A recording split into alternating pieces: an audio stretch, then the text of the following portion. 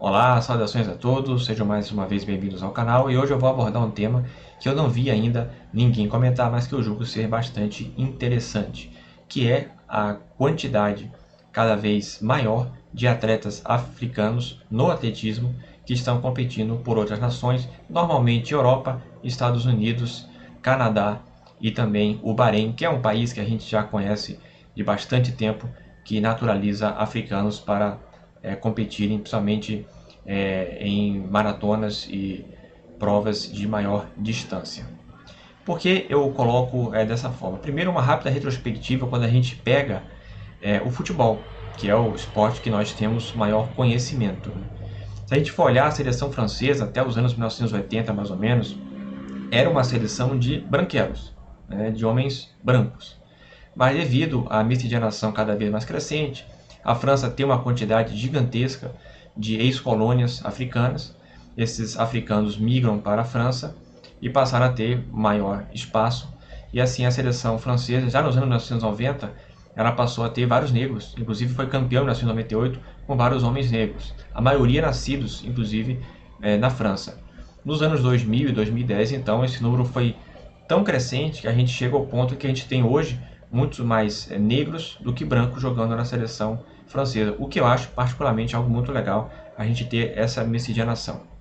A Alemanha, ela passa pelo mesmo processo, porém de forma mais lenta, né? A Alemanha quase não teve colônias na África, então recebe obviamente menos africanos e dessa forma, eu lembro que em 2002 a gente teve o ganês, aí realmente nascido em Gana, não foi nenhum descendente, foi um naturalizado, o ganês do Samoa, ele jogou para a seleção da Alemanha, inclusive jogou a final da Copa do Mundo contra o Brasil e foi uma surpresa, né? Foi um jogador negro jogando para a seleção da Alemanha, quando na França já era algo comum. Mas atualmente a gente tem vários homens negros, inclusive descendentes também de sírios, de iraquianos, devido à saída das pessoas desses países refugiados que vão para a Alemanha, entre outros países. A Alemanha é um pouco mais aberta, então acaba recebendo um número maior de descendentes desses países e também pessoas originais. A Alemanha também tem um grande número de turcos, né? Já há bastante tempo, uma questão histórica. Você sempre tem também uns dois ou três na seleção da Alemanha que são descendentes de turcos. E agora a gente vê na Inglaterra. A Inglaterra também era uma seleção de brancos até pouco tempo. Agora passou a ser uma seleção com a quantidade maior de homens negros. Isso também eu acho bem interessante.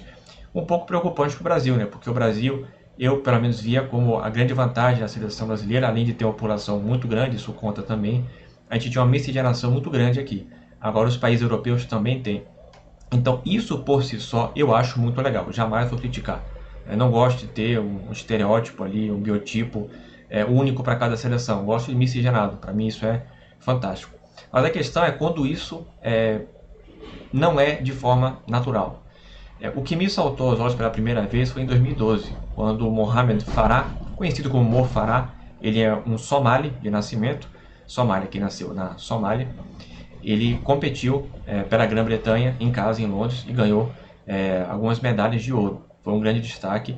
Só que assim, ele tem uma história bem específica, né? Ele saiu da Somália, foi para o Djibouti, do Djibouti foi para a Inglaterra, então muito jovem, não foi uma questão de uma naturalização forçada. Mas a gente tem outros casos que eu vou mencionar caso a caso aqui, de forma mais resumida possível, de pessoas que também saíram muito cedo de seus países, mas que conseguiram ali a naturalização. Então, assim, é natural, a pessoa sai com 10, 11 anos da Etiópia, do Quênia, Uganda, Somália, e passa a competir por outro país, que é onde realmente se desenvolve, até porque a gente tem que entender que algumas dessas pessoas talvez nem estivessem vivas, se não estivessem defendendo os países europeus, se não tivessem tido uma oportunidade de vida nesse país, talvez não estivessem realmente vivos no sentido literal mesmo, já que passavam por muita necessidade em seus países. Mas a gente tem visto também alguns cenários diferentes, de países que estão literalmente garimpando alguns talentos em países africanos.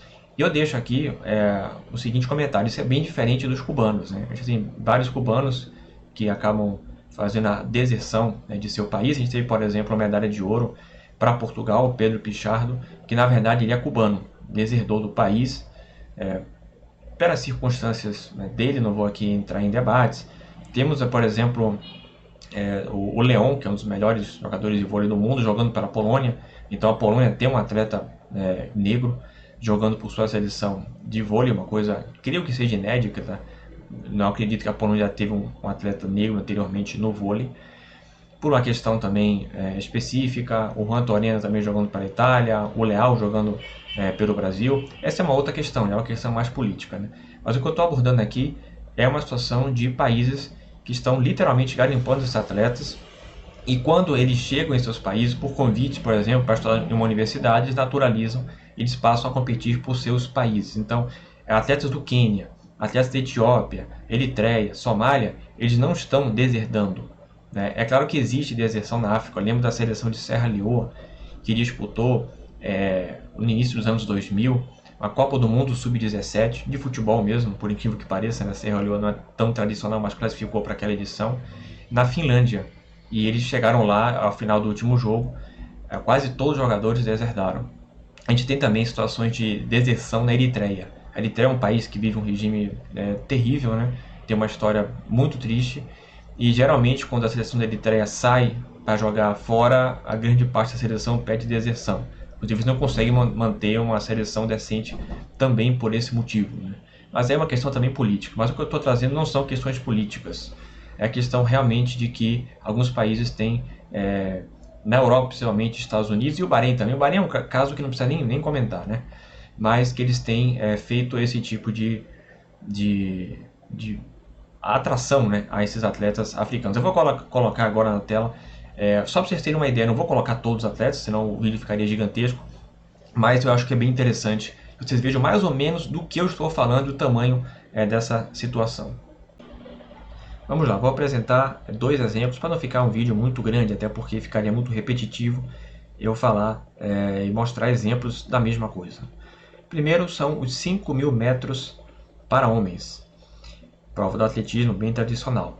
Esse é o resultado final. Em primeiro lugar tivemos o Joshua Cheptegei, ele é de Uganda, foi a medalha de ouro.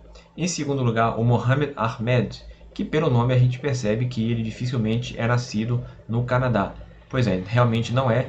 Ele nasceu na Somália, mas migrou para o Canadá muito jovem. Não vejo como uma naturalização forçada neste caso. Mas o terceiro colocado é um caso bem curioso, é o Paul Chelimo. Ele nasceu no Quênia, já competia quando recebeu uma oportunidade de estudar em uma universidade americana, foi para os Estados Unidos, conseguiu inclusive um cargo nas Forças Armadas dos Estados Unidos, e aí foi naturalizado americano e competiu pelos Estados Unidos. Então veja que das 3 medalhas dessa prova dos 5.000 metros, que normalmente seriam 3 africanos, a gente só teve um.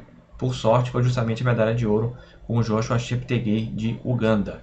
Então, em segundo lugar, um canadense que na verdade nasceu na Somália, e em terceiro, um americano que na verdade nasceu no Quênia. Mas aí é interessante também observar as outras posições. Nós temos em sexto lugar o Birhanu Baleu. Ele é um etíope que o Bahrein basicamente contratou para defender as cores de sua bandeira. Em oitavo lugar, e era um dos grandes candidatos ao ouro, o Mohamed Katir. Ele é marroquino, mas defende as cores da Espanha. Aí uma naturalização, na minha opinião, não forçada, porque ele saiu do Marrocos com 5 anos, foi para a Espanha. E temos ainda também o Dawit Ficado, que ficou em 15º na classificação. Ele também é um etíope e que também compete pelo Bahrein, também de uma naturalização bastante forçada. Inclusive já tem há bastante tempo críticas em relação ao Bahrein, que teria pagado a vários atletas do Quênia, em especial da Etiópia, para que eles se naturalizassem.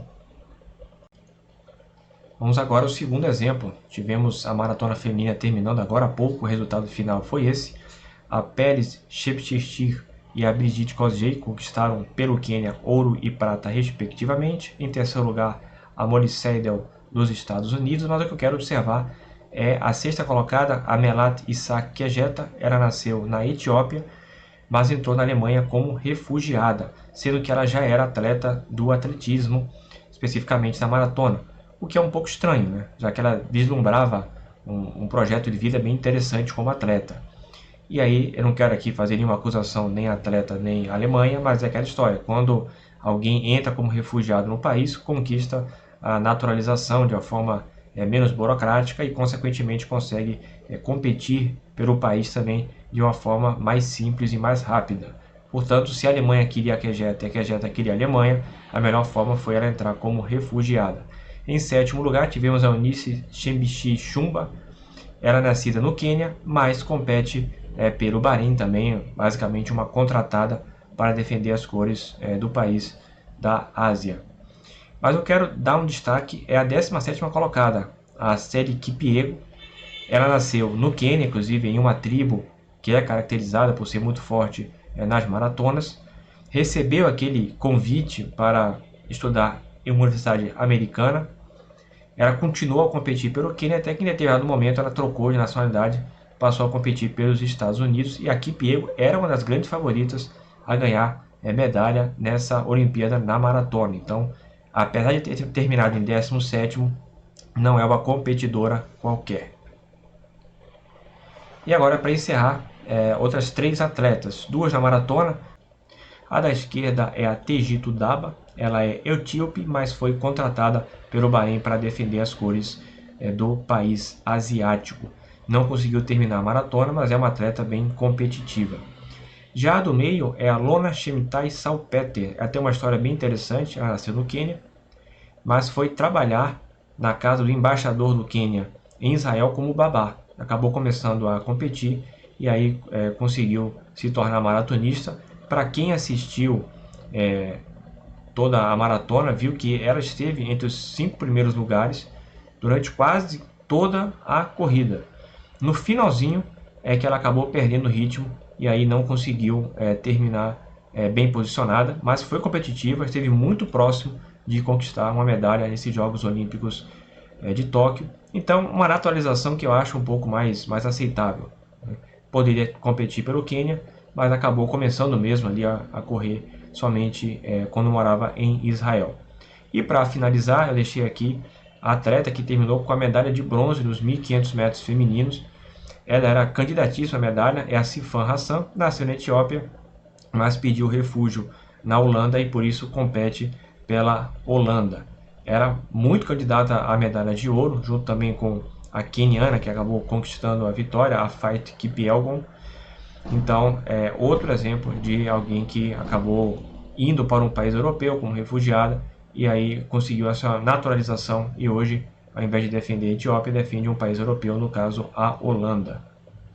Voltando agora para mim, e você, qual a tua opinião? O que você pensa disso? A gente viu algumas atletas e alguns atletas que foram naturalizados por países da Europa, em que a gente realmente consegue compreender, entrou como refugiado, alguns entraram com 4, 5 anos, no caso do Somali, que compete pelo Canadá, foi isso que aconteceu, e alguns outros atletas também. Mas os Estados Unidos realmente ele vem pescando esses atletas e essas atletas no Quênia muito cedo, com esse convite de estudar na universidade. E também o Bahrein é um caso escancarado de quem contrata atletas promissores para competir pela sua bandeira. Eu penso da seguinte forma: as naturalizações forçadas eu sou terminantemente contra. Inclusive, quando o Brasil disputou em 2016 em casa, no polo aquático masculino cheio de croata, de sérvio naturalizado, eu achei algo simplesmente ridículo. Porque foram naturalizações extremamente forçadas, eu não aprovei de forma alguma. O Brasil também não conseguiu um bom resultado, nem mesmo com esses naturalizados. Mas acho que é um debate bem interessante, como a gente ainda tem o poder econômico europeu, americano, de oportunidade, e também no Bahrein aí é só o poder econômico mesmo, conseguindo atrair atletas africanos que, em vez de competirem por seus países, acabam competindo por esses países que, entre aspas, os contratam. E é por isso que eu acredito que a gente vai ter uma redução do número de medalhas de ouro, de prata e de bronze dos africanos. A gente já teve Quênia e Etiópia com muitas medalhas em Olimpíadas, principalmente medalhas de ouro, e agora a gente vê eles com a dificuldade muito maior. Acredito que isso seja natural. Se fosse um processo natural de realmente apenas refugiados que chegam muito cedo, ou descendentes, isso vai acabar acontecendo, vai acabar tendo descendentes mais futuramente, porque é um processo ainda novo no atletismo, seria, ao meu ver, completamente normal. Mas eu sinceramente não gosto dessas naturalizações forçadas. Continue acompanhando o canal, continue acompanhando porque a gente tem vídeos aí saindo quase toda semana tem um outro, a CPI está voltando, agora com mais força, essa próxima semana parece ser bem interessante. Também tem alguns comentários a fazer sobre a Olimpíada de Tóquio de uma forma geral. Um abraço a todos e até a próxima.